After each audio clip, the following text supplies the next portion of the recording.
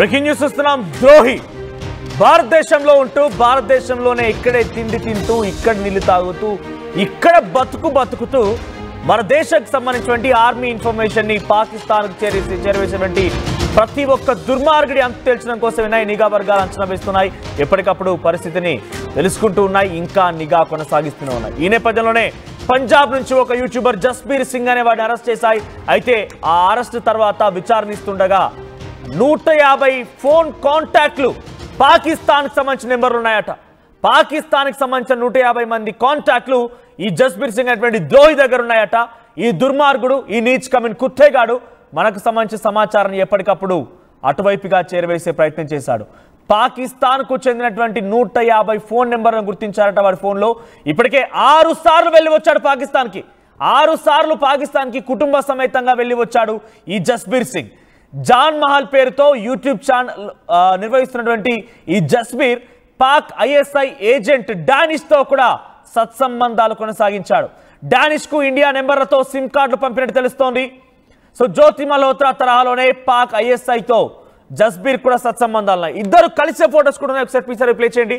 జ్యోతి మల్హోత్రా, ఈ జస్బీర్ సింగ్ ఇద్దరు కలిసినటువంటి ఫోటోస్ చూడండి. ఇక్కడ డానిష్తో గతంలో జ్యోతి మల్హోత్రా ఎవరైతే ఒక శూర్పణఖ, ఇక్కడ నేను మాట్లాడుతున్నటువంటి ఈ పదానికి కొంత ఎవరికైనా ఇబ్బంది కలగొచ్చు, కానీ ఇక్కడ ఆ పదం ఎందుకు వాడుతున్నానంటే ఒక నరరూప రాక్షసురాలు ఈ జ్యోతి మల్హోత్రా. సో జ్యోతి మల్హోత్రా అటువంటి వ్యక్తి నరరూప రాక్షసురాలు, మనిషి రూపంలో కనిపించినటువంటి ఒక దయ్యం లాంటి వ్యక్తి ఈ జ్యోతి మల్హోత్రా. అమ్మాయిలాగా వలపు వల విసరడము, అమ్మాయిలాగా హావభావాలు చూపించి సగం బట్టలు వేసుకొని అబ్బాయిలకు వలలు వేసి సుమారుగా 100 మందికి పైగా యువకుల్ని ఈ యొక్క ఊబిలోకి లాగింది ఈ జ్యోతి మల్హోత్రా.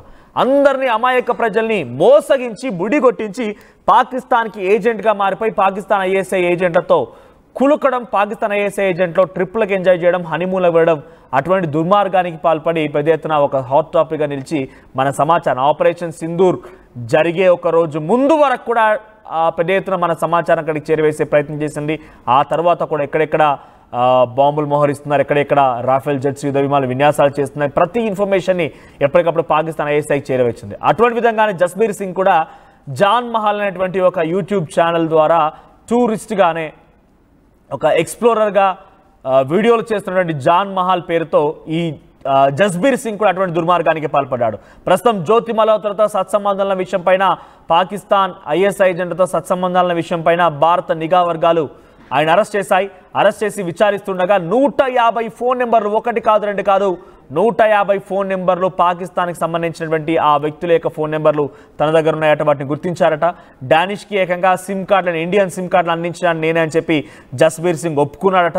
కొన్ని లక్షల కోట్ల రూపాయలని పాకిస్తాన్ తనకు వెచ్చించింది, తన కోసం డబ్బులు ఇచ్చింది జస్బీర్ సింగ్ కోసం. సో పెద్ద ఎత్తున మన ఇన్ఫర్మేషన్ని మొత్తాన్ని కూడా, ఆర్మీ మూవ్మెంట్స్ని మొత్తాన్ని కూడా అక్కడికి చేరవేసేవాడు. ఇదంతా పెద్ద ఒక గూడు పుటాని. ఇదంతా అలీబాబా 40 దొంగల్లాగా ఒకరు కాదు, ఇద్దరు కాదు, ఇంకా 100 మంది కూడా ఇందులో ఉండే అవకాశం ఉన్నట్టు తెలుస్తోంది. సో నాజీర్ అనేటువంటి ఒక పాకిస్తాన్ సబ్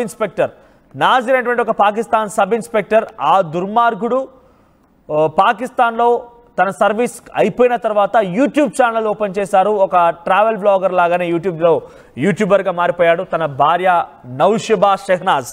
సో నౌషబా షెహనాజ్ అనేటువంటి ఒక మహిళ కూడా టూరిజం అండ్ ట్రావెల్ సంబంధించి ఒక వ్యవస్థ కూడా ఉంది వాళ్ళకి, Shehzad. So Naushaba Shehzad. So madam N పేరుతో ఒక వాట్సాప్ గ్రూప్ ఉంది. ఈ గూడు పుటాని అలీబాబా 40 దొంగలు మొత్తం కూడా ఆ గ్యాంగ్కి చెందిన వాళ్ళే. ఈ నాజీర్ అనేవాడు 500 మందిని టార్గెట్ పెట్టుకున్నాడట. ఐఎస్ఐ రిక్రూట్ చేసుకుంది. వాడు గతంలో పాకిస్తాన్ దగ్గర సబ్ ఇన్స్పెక్టర్గా పనిచేస్తే వాడు సర్వీస్ అయిపోగానే యూట్యూబ్ ఛానల్ ఓపెన్ చేస్తే వాడిని ఐఎస్ఐ ఏజెంట్గా మార్చుకుంది పాకిస్తాన్ ఐఎస్ఐ ఇంటెలిజెన్స్ సర్వీస్ సంబంధించి. సో ఆ తర్వాత నుంచి వీటి టార్గెట్ ఏం లేదు, మనకు టూర్స్ అండ్ ట్రావెల్స్ ఏజెన్సీ కూడా ఉంది. సో ఎవరు వచ్చినా ఫ్రీ ఆఫ్ కాస్ట్, వాళ్ళు ఉండడానికి, వాళ్ళు తిరగడానికి ప్రతీది మొత్తం ఫ్రీ ఆఫ్ కాస్టే. జ్యోతి మల్హోత్రా వేసుకునే బట్టలు కూడా వాళ్ళు ఇచ్చినవే. పాకిస్తాన్ వెళ్ళిన తర్వాత తను వేసుకునేటువంటి ప్రతీది కూడా వాళ్ళు ఇచ్చినవే. తను ఉండడానికి రూమ్ ఇచ్చింది వాళ్ళే, సెక్యూరిటీని అరేంజ్ చేసింది వాళ్ళే. మొత్తం ఈ రకంగా అందరికీ సెక్యూరిటీ అరేంజ్ చేసి రూపాయి కూడా వీళ్ళు ఖర్చు చేయకుండా మొత్తం కూడా వాళ్ళే ఇచ్చి, వాళ్ళు తినడానికి, తాగడానికి, జల్సా చేయడానికి, ప్రతిదానికి వాళ్ళే ఖర్చు చేసి మరి ఆర్మీ సమాచారాన్ని వాళ్ళు రాబట్టే ప్రయత్నం చేశారు. ఒకరికిద్దరు కాదు 500 మందిని ఈ ఊబిలోకి లాగాలనేటువంటి ఒక దుర్మార్గమైనటువంటి ఆలోచనతోని ఈ నాజిర్ అనే వ్యక్తి ముందుకు కొనసాగాడు. సో గతంలో కొంతమంది కామెంట్స్ చేశారు, నేను ట్విట్టర్లో కూడా ఫాలో అయ్యాను. అభినందన్ మీకు బహుశా గుర్తే ఉండుంటాడు.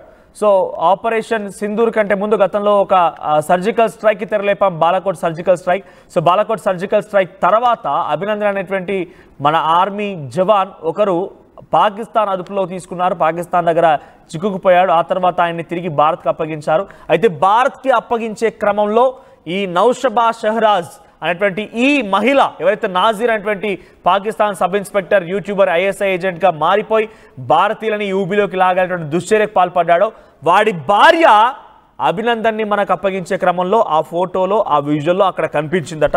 చాలామంది ట్విట్టర్లో కూడా కొన్ని ఆ ఫోటోల్ని ఆ విజువల్స్ని షేర్ చేస్తున్నారు. అంటే ఏ స్థాయిలో నెట్వర్క్ కొనసాగింది అర్థం చేసుకోండి. టూర్స్ అండ్ ట్రావెల్స్ పేరిట ఒక ఏజెన్సీ నడుపుతూ భారతదేశం నుంచి తమకు సమాచారం రాబట్టడం కోసం ఎవరెవరైతే ద్రోహులుగా మారిపోతారో ఈ నీచ్ కమిన్ కుత్తేలకి, దుర్మార్గులకి, దుష్టులకి, దయ్యాలకి వీళ్ళందరికీ డబ్బులు సమకూర్చడం, వీళ్ళందరికీ తాగడానికి, తినడానికి, జల్సాలు చేయడానికి ప్రతీది కూడా అబ్బాయిలైతే అమ్మాయిలను సప్లై చేయడం, అమ్మాయిలైతే అబ్బాయిలను సప్లై చేయడం. ఈ మాటని మాట్లాడుతున్నాం, మీరు కొంత భారించవచ్చు, కానీ నిజంగా జరిగింది కాబట్టి మీకు చెప్పే ప్రయత్నం చేస్తున్నాం. జ్యోతి మల్హోత్రా ఐఎస్ఐ అక్కడ ఉన్నటువంటి పాకిస్తాన్ ఐఎస్ఐలతో థాయిలాండ్లు, ఇండోనేషియాలు, మలేషియాలు ట్రిప్పులకు తిరిగి వారితో పాటు కులికింది, వారితో పాటుగా సరసలాడినటువంటి ఆ సంఘటన కూడా ఏకంగా తాను నోటి వెంట తానే ఎన్ఐఏ నిఘా వర్గాలకు చెప్పింది. సో అక్కడ ఐఎస్ఐ ఉగ్రవాదులతో, ఐఎస్ఐ తీవ్రవాదులతో నేను కలిశాను, వారితో పాటు నాకు రిలేషన్షిప్ ఉందనే విషయాన్ని తనే బహిరంగపరిచింది. విచారణలో కూడా చాలా విస్తుపోయే విషయాలు ఎన్ఐఏ విభాగ అధికారులు రాబట్టే ప్రయత్నం చేశారు. ఆ తర్వాత జస్బీర్ సింగ్ అనేటువంటి దుర్మార్గుడు కూడా ఇదే రకంగా తన భార్యతో కలిసి ఏదో ఒక పిల్గ్రిమేజ్కి వెళ్తున్నాను, నేను ఒక తీర్థయాత్రకు వెళ్తున్నాను, కాశీకి వెళ్తున్నాను, అయోధ్యకు వెళ్తున్నాను చందంగా తట్టాబుట్ట చదువుకొని పాకిస్తాన్ వెళ్ళిపోవడం. పాకిస్తాన్లో 6 సార్లు ఎలా సాధ్యమైంది? పాకిస్తాన్ 6 సార్లు వెళ్ళడం ఎలా సాధ్యమైంది? తట్టాబుట్ట సర్దేసుకొని 6 సార్లు వెళ్ళిపోయి అక్కడ జల్సాలు ఆడడం, అక్కడ తాగి తందనాడడం, డబ్బులు తీసుకొని రావడం ఎలా సాధ్యమైంది? ఇది పక్కాగా పాకిస్తాన్ ఐఎస్ఐ తీవ్రవాదులు, ఉగ్రవాదుల నుంచి పుట్టినటువంటి ఆ నాసిర్ చేసినటువంటి ఒక చర్యనే టూర్స్ అండ్ ట్రావెల్స్. ప్రతీది ఇక్కడ నుంచి వెళ్ళి మళ్ళీ తిరిగి ఇక్కడికి వచ్చేంత వరకు ప్రతీది కూడా ఈ నౌషబా షెహజాద్ అనేటువంటి ఈ మహిళనే, నాజీర్ భార్యనే పూర్తిగా భరించేదట. మేడం ఎన్ ఈ కోడ్ని వాడుతూ ఉండేవారట. సో చాలామంది తెలుగు వాళ్ళు కూడా ఒకరిద్దరు పోయారు, కానీ వాళ్ళు కూడా ఇప్పుడు నిఘా ఉంది. ఇప్పటికే భయ్యా సనియాద్ని అరెస్ట్ చేయడం చూసాం, నిఘా వర్గాలు విచారిస్తున్నాయి. సో తను కూడా పాకిస్తాన్కి వెళ్ళిపోయి ఈయన ఇక్కడ పిహెచ్డి స్కాలర్ అయినట్టు, లేకపోతే ఏదో పెద్దగా తెలియని కనుగొనిపోయి ఈయన ఒక్కడే ఒక మార్గాన్ని సృష్టించినట్టు, ఒక మనుషులంతా చచ్చిపోతుంటే ఒక వైద్యాన్ని కనుగొన్నట్టుగా ఈయనకే అఫ్కోర్స్ ఆయన చేసినటువంటి ప్రయత్నం డెఫినెట్గా ప్రపంచ దేశాలు తిరగాలని ఆలోచన గొప్పదే కావచ్చు, ఆయన బైకర్గా మంచిగా ఉండొచ్చు, సబ్స్క్రైబర్లు ఉండొచ్చు. కానీ భయ్యా సనియార్ ఏం చేశాడు? పాకిస్తాన్లో అక్కడ స్పీచ్ ఇస్తావా? నీకేమొచ్చాడు స్పీచ్ చేయడానికి? అసలు నువ్వు చేసిన ఘనకార్యమేంటి స్పీచ్ చేయడానికి?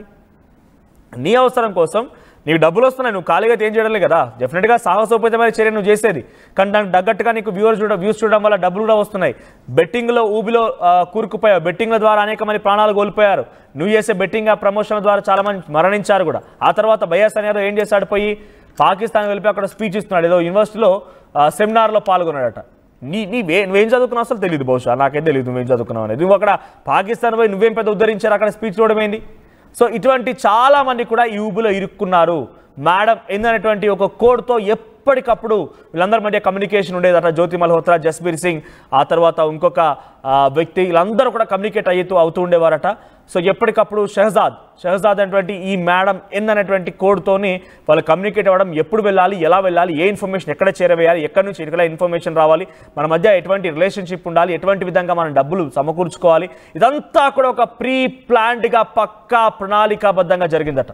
అది జస్బీర్ సింగ్ ఫోన్లో 150 కాంటాక్ట్లు దొరకడం అనేది పెద్ద ఎత్తున మరోసారి ఆశ్చర్యానికి, ఆందోళనకి, భయాన్ని కూడా కలిగిస్తోంది. దీనికి సంబంధించి మరికొన్ని అప్డేట్స్తో మా ప్రతినిధి పెట్రిషా సిద్ధంగా ఉన్నారు. Patricia, so Jasbir Singh phone contact, ఆయన ఒక భారతీయుడు. సో కానీ ఆయన ఫోన్ కాంటాక్ట్లో 150 మంది పాకిస్తానీల యొక్క ఫోన్ నెంబర్లు గుర్తించారు మన నిఘా వర్గాలు. 6 సార్లు పాకిస్తాన్కి వెళ్ళి వచ్చాడు. తట్టాబుట్ట సర్దుకొని మన దగ్గర పిలిగ్రిమేజ్ వెళ్ళినట్టుగా, అయోధ్యకో, కాశీకో, ఇంకెటో వెళ్ళినట్టుగా ఎప్పటికప్పుడు 6 సార్లు వెళ్ళడం అంటే చిన్న విషయం ఏం కాదు.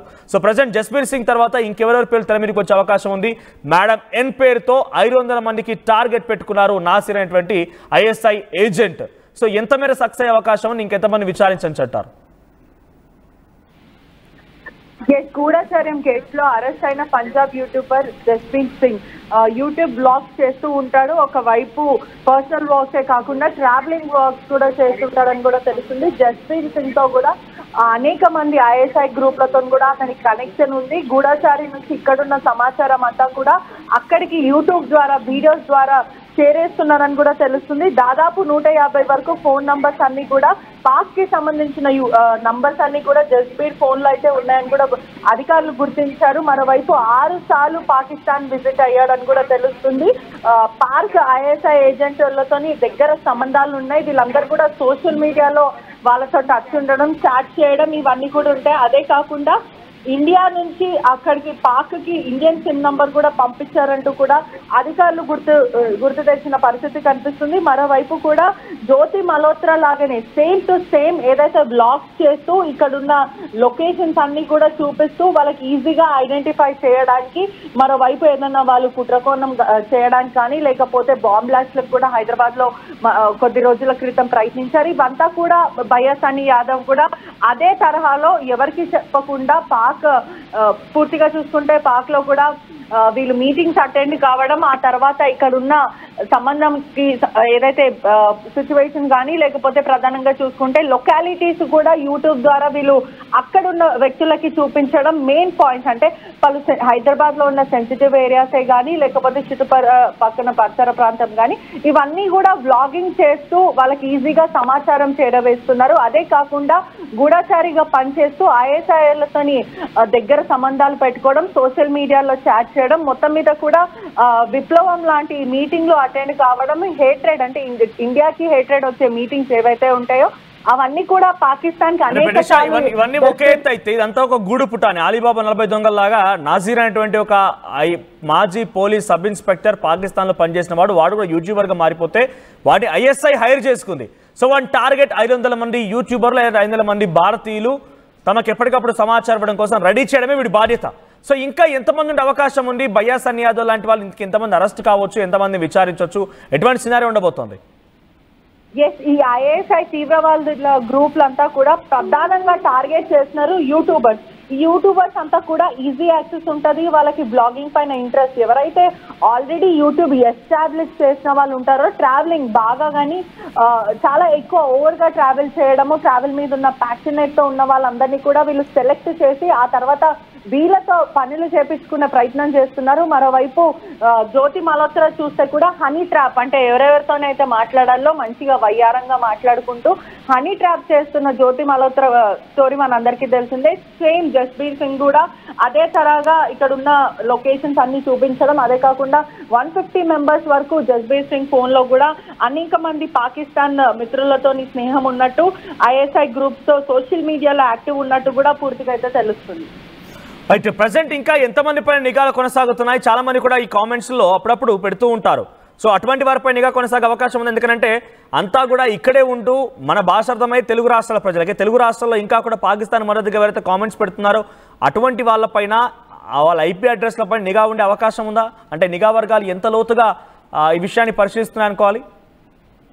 ఖచ్చితంగా చెప్పొచ్చు. ఐపీ అడ్రస్ ద్వారా కూడా సైబర్ సెక్యూరిటీ వాళ్ళు కూడా ప్రత్యేక నిఘా బృందం ఉంది, ప్రత్యేక నిఘా కూడా పెడుతున్నారు. ఎప్పుడైతే ఆపరేషన్ సింధూర్ అనేది యాక్టివేట్ అయిందో ఆ రోజు నుంచి కూడా ప్రముఖ నిఘా వర్గాలందరూ కూడా యాక్టివేట్ అయిపోయారు. ఈ సైబర్ లో ఎవరైతే క్రైమ్స్ చేస్తున్నారో అదే కాకుండా అగేన్స్ట్ ఇండియా హేట్రెడ్ స్పీచ్లు కానీ అగేన్స్ట్ ఇండియా తీవ్రవాదుల్లాగా మన దగ్గరనే ఉంటూ మన చుట్టుపక్కల పరిసర ప్రాంతంలో ఉంటూ మనతో పాటు నవ్వుతూ మాట్లాడిన వాళ్ళు ఒకవైపు గూఢచారిగా పనిచేస్తున్న వాళ్ళందరిపైన కూడా నిఘా పెట్టారు. అదే కాకుండా సోషల్ మీడియా అంతా కూడా ఎవరైతే హేట్రెడ్ స్పీచెస్ కానీ లేకపోతే ప్రధానంగా ఎవరైతే ఐఎస్ఐతో కనెక్షన్ ఉండడం లేకపోతే పాకిస్తాన్ కి తరచూ వెళ్ళే వచ్చే వాళ్ళపైన కూడా ఖచ్చితంగా నిఘా ఉంది. ఎవరైతే ట్రావెల్ బ్లాగర్స్ ఉంటారో వాళ్ళైనా ఎవరైనా సరే పూర్తిగా కూడా హైదరాబాద్ ఆల్ ఓవర్ ఇండియాలో అంతా కూడా ఖచ్చితంగా నిఘా ఉంది. ఈ ట్రావెల్ పైన అయితే ప్రత్యేక బృందం నిఘా వర్గాలు అయితే మానిటర్ చేస్తున్నాయని కూడా తెలుస్తుంది.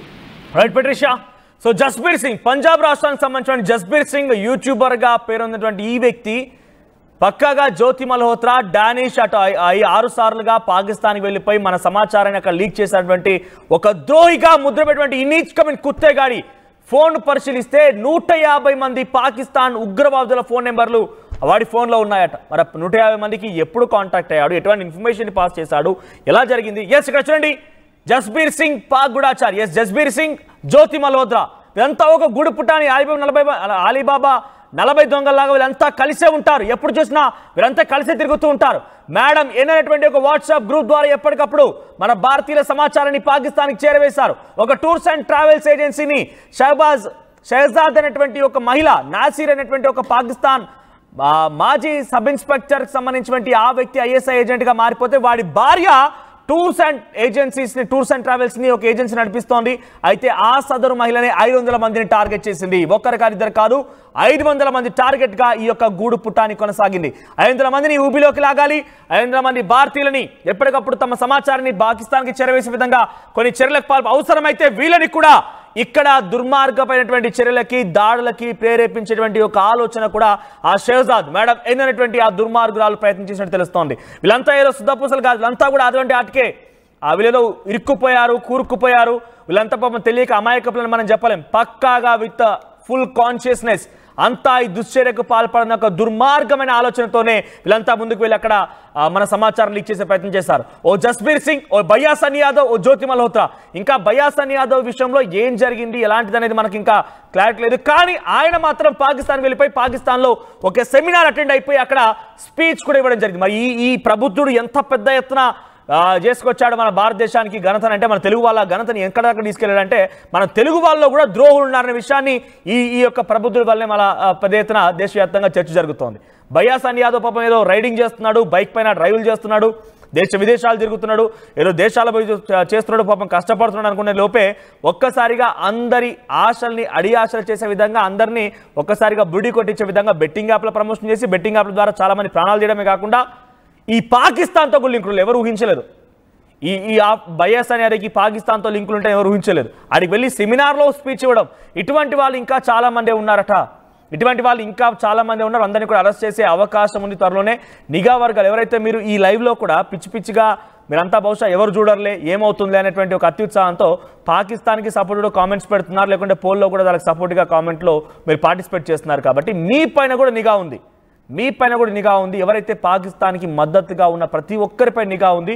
తెలుగు రాష్ట్రాల్లో సమీరు, ఆ తర్వాత సిరాజ్, మళ్ళొక వ్యక్తిగా బయాసన్ యాదవ్ పుట్టుకొచ్చాడు. సో ఇటువంటి విధంగా ఇంకా యూట్యూబ్ ట్రావెల్ బ్లాగర్స్ ఎవరైతే ఉన్నారో పాకిస్తాన్కి వెళ్ళి వచ్చిన ప్రతి ఒక్కరిపైన కూడా ఈ నిఘా కొనసాగుతోంది. ఎప్పటికప్పుడు అధికారులు అంచనా వేస్తున్నారు. త్వరలో మరికొన్ని అరెస్టు కూడా ఉండే అవకాశం ఉంది. ఇటువంటి వారిని ఎలా శిక్షించాలి, ఎలా శిక్షిస్తే భారతీయుల యొక్క ఆత్మగౌరవం కాపాడబడుతోంది, భారతీయుల యొక్క సమాచారం కాపాడబడుతోంది, భారతీయ ప్రజల యొక్క ఇప్పుడు ఈ సిచ్యువేషన్లో మనం వాళ్ళ యొక్క శిక్షల కారణంగా మనం సాటిస్ఫై అవుతాం అనేది ఒకసారి కామెంట్ చేయండి. ఏ రకంగా వీళ్ళని శిక్షిస్తే బాగుంటుంది అనేది ఒకసారి అభిప్రాయాన్ని కామెంట్ చేసే ప్రయత్నం చేయండి. ఇక్కడ చూడండి, డీజీపీ పంజాబ్ రాష్ట్రానికి సంబంధించి డీజీపీ ఒక ట్వీట్ చేశారు. ఒకసారి acting swiftly on the actionable intelligence state special operation cell Mohali was unearthed a critical espionage network linked to Jasbir Singh, a resident of village Mahalan. So Jasbir, who operates a YouTube channel called Jan Mahal, has been found associated with the PIO Shakir alias Jut Radwana, part of a terror-backed espionage network. He also maintained close contact with Haryana-based YouTuber Jyoti Malhotra, arrested for spying, and Ihsan ur Rahim alias Danish, a Pakistani national and expelled Pak High Commission official. Investigations have revealed that Jasbir attacked the Pakistan National Day event in Delhi. Attend అయినట Pakistan national day event ని ఢిల్లీలో జరిగితే attend అయినట on Danish invitation, where he met Pakistani army officials and bloggers. He traveled to Pakistan on 3 occasions, 2020, 2021, 2024, and his electronic devices contained multiple Pakistan-based contact numbers now under detailed forensic scrutiny. After Jyoti Malhotra arrest, Jasbir attempted to erase all traces of his communication with their PIOs to avoid detection, and FIR has been filed on Jasbir Singh అనేది ఇందులో mention చేసి ఉంది. So ప్రస్తుతానికి Jasbir Singh arrest చేసిన తర్వాత ఆయన నుంచి చాలా కీలకమైన సమాచారాన్ని పంజాబ్ పోలీసులు నిఘా వర్గాలు రాబట్టే ప్రయత్నం చేస్తున్నాయి. సో ప్రస్తుతానికి జస్బీర్ సింగ్ అయితే అదుపులో ఉన్నారు. ఇంకా చాలా మంది ఇటువంటి వాళ్ళు బయట తిరుగుతూనే ఉన్నారు. అటువంటి వారిని చాలా మంది కూడా ఇంకా ఎన్ఐఏ నిఘా వర్గాలు అరెస్ట్ చేసే అవకాశం కనబడుతోంది. సో మీరేమనుకుంటున్నారు? మీ అభిప్రాయం ఏంటి? కామెంట్ చేయండి. ఇంకా మీ చుట్టూ పరిసర ప్రాంతాల్లో మీరు చూసేటువంటి వీడియోస్లో ఎవరైనా పాకిస్తాన్కి వెళ్ళినా అనుమానించాల్సింది ఒకసారి వారి డీటెయిల్స్ని పోలీసులకు అందజేయండి, ఏదైనా కామెంట్ సెక్షన్లో తెలియజేయండి. డెఫినెట్గా వారి విషయంలో మేము పోలీసుల వరకు కూడా చేరవేసే ప్రయత్నం చేస్తాం. ఇటువంటి మరిన్ని అప్డేట్స్ కోసం ఎప్పటికప్పుడు లోకల్ అయినా, స్టేట్ అయినా, నేషనల్, ఇంటర్నేషనల్ అయినా ఎప్పటికప్పుడు తాజా సమాచారం మీకు రావాలంటే వెంటనే ఆర్టీవీ లైవ్ యాప్ని డౌన్లోడ్ చేసుకోండి. ఆర్టీవీ యాప్ వార్తల్ని క్షణాల్లో చదివే అవకాశం ఉంటుంది. ఒక న్యూస్ పేపర్, ఒక టెలివిజన్ ఛానల్ మీ చేతుల్లో ఎప్పుడూ ఉంటాయి.